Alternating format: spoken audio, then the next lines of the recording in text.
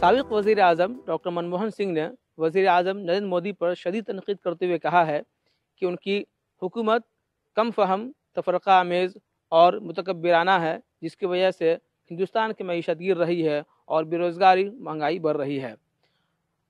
मईशत की दुनिया में डॉक्टर मनमोहन सिंह का नाम एक बड़ा नाम है, जो क़द्र की निगाह से देखा जाता है। उनका इस वक्त ऐसा बयान आना क्या मायने हैं इसके, क्या मतलब है, इसको समझने के लिए हम मौजूद हैं और माहिर माशियात, वर्ल्ड बैंक के साबिक़ डायरेक्टर और मनमोहन सिंह के साथ काम कर चुके डॉक्टर गुलरेज़ हुदा साहब के पास। गुलरेज़ साहब, पहले तो आपका ईटीवी भारत में इस्तक़बाल है। बहुत बहुत शुक्रिया आपका। ये बताएं कि अभी डॉक्टर मनमोहन सिंह का जो बयान आया है, हिंदुस्तान की मईशत को लेकर उन्होंने जो फ़िक्रमंदी ज़ाहिर की है और ख़ास तौर से हुकूमत पे जो उन्होंने तनक़ीद की है, इस पूरे बयान को किस तरह से देखते हैं आप? देखिए, डॉक्टर मनमोहन सिंह साहब बहुत बड़ी हस्ती हैं। जैसे आपने कहा, मुझे मौका मिला था, मैं उनके साथ काम करता था फाइनेंस मिनिस्ट्री में। बहुत करीब से मैंने उनको देखा है। वो बहुत गहरे सोचते हैं, बहुत कम बोलते हैं, पर जो बोलते हैं बहुत वज़नी बातें बोलते हैं। इसलिए जो उन्होंने कहा है अभी, उसको हम लोग को गौर से सुनना चाहिए और ये समझने की कोशिश करनी चाहिए कि क्या वजह है कि उनके दिल से ये सारी बातें निकली हैं। मेरा तो ये मानना है कि जो डॉक्टर साहब ने फरमाया है, मैं और लोगों से भी सुन चुका हूँ, ये कि इस सरकार में, खास करके जो मोदी सरकार है, इकोनॉमिक सब्जेक्ट्स या इकोनॉमिक इश्यूज पर ज़्यादा तवज्जो नहीं देते हैं। उनके साथ जो लोग काम कर रहे हैं, हो सकता है वो उस खुलेपन के साथ उनको सारी बातें नहीं बताते हैं, या वो ऐसे ही लोगों को अपने इर्द गिर्द रखते हैं जो उनकी अच्छी बातें, उनकी तारीफ की बातें उनको की जाए। पहले क्या होता था मोदी सरकार से पहले कि 2-3 संस्थाएं थी, इंस्टीट्यूशंस थी, इदारे थे, जहाँ पर इकोनॉमिक इश्यूज को डिटेल में उसको एग्जामिन किया जाता था। प्लानिंग कमीशन होता था। प्लानिंग कमीशन में अच्छे अच्छे अर्थशास्त्री, इक़्तिसादी माहिरान रहते थे।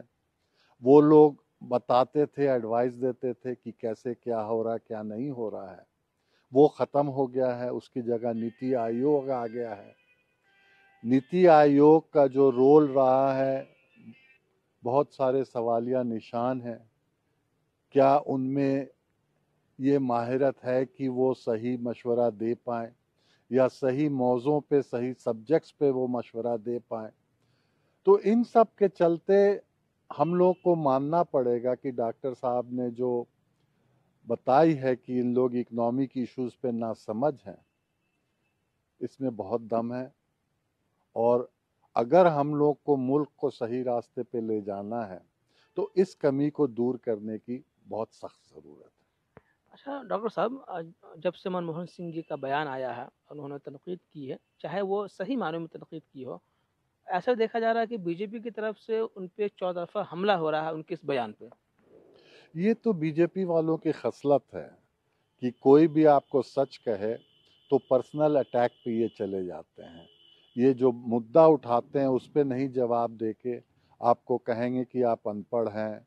अब इनका भी तो हार्ड वर्क और हार्वर्ड पे तनकीद किया था मोदी जी ने, सरदार हमारे मनमोहन सिंह जी को ही, तो उस पे वो लोग तंज कसते हैं, या कहने लगेंगे कि जैसे मनमोहन सिंह साहब ने डिप्लोमेसी पे सवाल उठाए, चीन के साथ जो हमारा रिश्ता है, जो चीन की फौज जो बॉर्डर पे जो हो रहा है उस पे बात उठाए तो उस पे एंटी नेशनल बोलेंगे। तो ये लोग क्रिटिसिज्म नहीं फेस कर पाते हैं। खास करके जैसी शख्सियत है मोदी साहब, ये जो अथॉरिटेरियन रिजीम्स होते हैं, तानाशाही जो रिजीम्स होते हैं, वो लोग क्रिटिसिज्म नहीं फेस कर पाते हैं।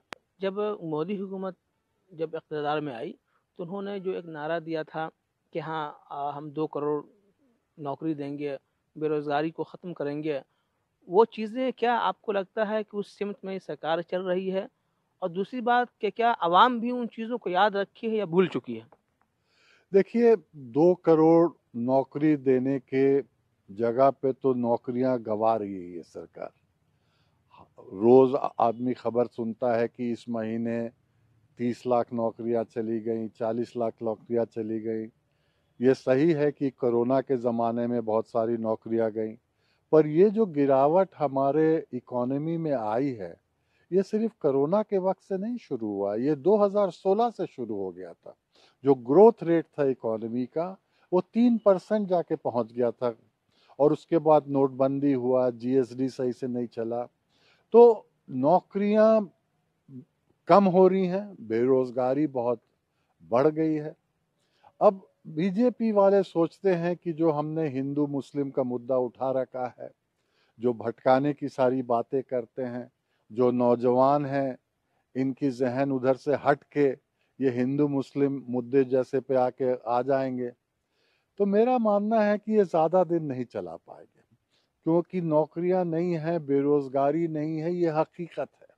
और आज न कल वो बेरोजगार बच्चा, बैकवर्ड हो, दलित हो, मुसलमान हो, वो नौकरी ढूंढ रहा है। और हम लोगों को, उन लोगों को बहुत जल्दी ये समझ में आ रही है कि सिर्फ हिंदू मुस्लिम मुद्दा लेके, हिंदुत्व का मुद्दा लेके हमारी इकोनॉमी नहीं बढ़ सकती है, हमारे समाज में सौहार्द नहीं रहेगा, सौहार्द और हार्मनी नहीं रहेगी तो हमारे इक्तिसादी फरोग नहीं होगा, इकोनॉमी बढ़ेगी नहीं तो नौकरियां नहीं मिलेगी। और ख़ास करके नौकरियों पे तो एक समझिए कि वॉर फुटिंग पे सरकार को काम करना चाहिए, और उस दिशा में मैं नहीं समझता हूँ कि उस सिमत में सरकार काम कर रही है। लेकिन फिर भी सरकार तो कह रही है कि जितना हमने काम किया है वो गुज़श्ता 70 साल में काम नहीं हुआ। ये तो जुमला है, इनकी सारी बातें ऐसी जुमला होती हैं, होते हैं।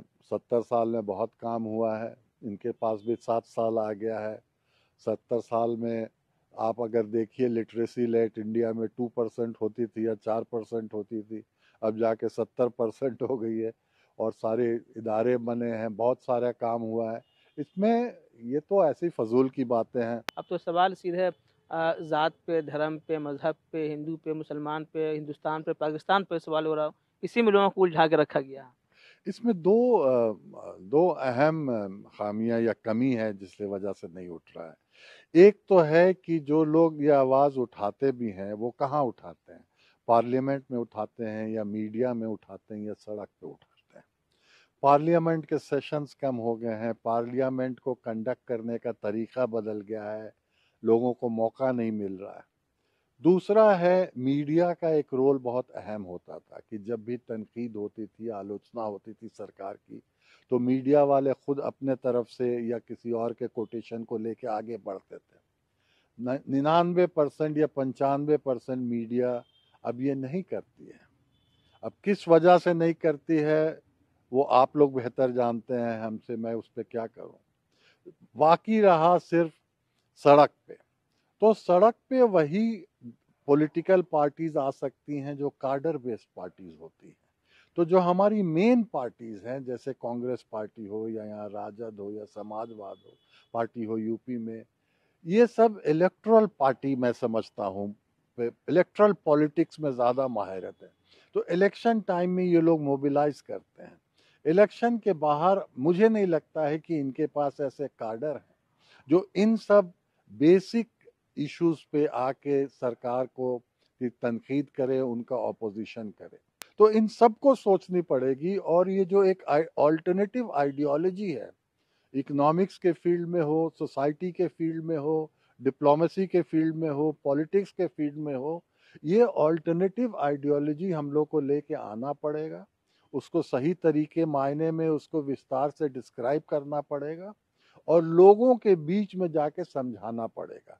अगर सड़क ही एक जगह बच गया है जहाँ पे ये जाके हम समझा सकते हैं, तो हम लोग को सड़क पे जाके पब्लिकली ये सब समझाने की अब ज़रूरत आ गई है। आखिरी सवाल सर आपसे कर लेते हैं कि आपकी नज़र में जो हिंदुस्तान की जो मईशत गिर रही है, कहाँ कहाँ पे कमज़ोरियाँ हैं और कैसे इसको मजबूत किया जा सकता है, आपकी नज़र में क्या है? ये तो बहुत बड़ा सवाल है, और पर अगर हम, मुख्तसर में। हाँ, अगर दो तीन चीज़ों पे मैं ध्यान दूं। एक तो बेरोजगारी पे हम लोग को जाना चाहिए। दूसरा है, एक्सपर्ट्स मानते हैं कि जो रूरल डिमांड है, मांग है, वो ख़त्म हो गई है। तो रूरल डिमांड वो बेरोजगारी से जुड़ा हुआ है। अगर रोजगार मिलेगा तो इनकम आएगी लोगों के पास, तो वो खर्चा करेंगे। तो कौन से सेक्टर्स हैं जहाँ पे हम रोजगार बढ़ाएं कि इनकम बढ़ सकते हैं। तीसरा चीज़ है, जो नौकरियां पैदा होती हैं वो मीडियम एमएसएमई सेक्टर में होती हैं। एमएसएमई सेक्टर को बहुत बड़ा चोट लगा है कोरोना से। तो उनको फिर से हम कैसे रिवाइव कर सकें या नए कर सकें, इन 3-4 चीज़ों पे करना होगा। इन्फ्लेशन भी बढ़ रहा है, दाम बढ़ रहा है, रिटेल इन्फ्लेशन हो या होलसेल इन्फ्लेशन हो। तो बेरोजगारी, इन्फ्लेशन, एमएसएमई और रूरल आय, ये 4-5 चीज़ों पे अगर हम ध्यान दें तो हम इससे आगे निकल सकते हैं। और अगर एक लॉन्ग टर्म चीज़ देखें तो बेरोजगारी के साथ साथ हमारा हिंदुस्तान एक बहुत अनइक्वल सोसाइटी बन गया है। कुछ अमीर लोग बहुत अमीर बन गए हैं और गरीब लोग और ज़्यादा गरीब हो गए हैं। इनइक्वालिटी की भी बात हम लोग को सोचनी चाहिए। और इनइक्वालिटी हटाने का सबसे अच्छा तरीका होता है एजुकेशन और हेल्थ। जो पब्लिक फोरम, पब्लिकली इसको मुहैया कराया जाए तो हम कैसे एजुकेशन और हेल्थ और क्वालिटी एजुकेशन लोगों को पब्लिक फील्ड से हम मुहैया करा पाए, इन्हीं 5-6 मुद्दों पे मैं ध्यान दूंगा। तो क्या मौजूदा हुकूमत को मनमोहन सिंह जी के बयान पे, जो उन्होंने बयान दिया है, उस पर संजीदगी से गौर करने की ज़रूरत है, या फिर इसको मज़ाक़खेज़ बना के वो आगे बढ़ा दें? अगर वो लोग वाकई देश के बारे में सोचते हैं, जैसे ये लोग कहते हैं और ढिंढोरा पीटते हैं कि उनसे बड़ा राष्ट्रवाद नहीं है कोई, तो उनको इसको बड़ी संजीदगी से सोचनी चाहिए और अपने आप से पूछना चाहिए, और जो माहिरीन हैं, जो एक्सपर्ट्स हैं, उनसे बात करें कि यह आखिर ये जो कमज़ोर माशी हालात हैं, इक्तिसादी हालात हैं, इस जगह हम लोग कैसे पहुंच गए हैं और इससे उभरने का क्या तरीका है। इन लोग को ये भी मानना चाहिए कि अगर समाज में, माशरे में चैन और अमन नहीं रहेगा तो माशियत हो, इक्तिसाद हो, समाज हो, कोई चीज़ में फ़रोग नहीं आ सकती। तुमसे बात करने के लिए शुक्रिया। बहुत बहुत शुक्रिया। तो ये थे हमारे साथ डॉक्टर गुलरेज हुदा, जिन्होंने साफ तौर से कहा कि मनमोहन सिंह के बयान को संजीदगी से लेने की ज़रूरत है, तभी हुकूमत आगे सर्वाइव करेगी। ईटीवी भारत के लिए पटना से मैं आरिफ इकबाल।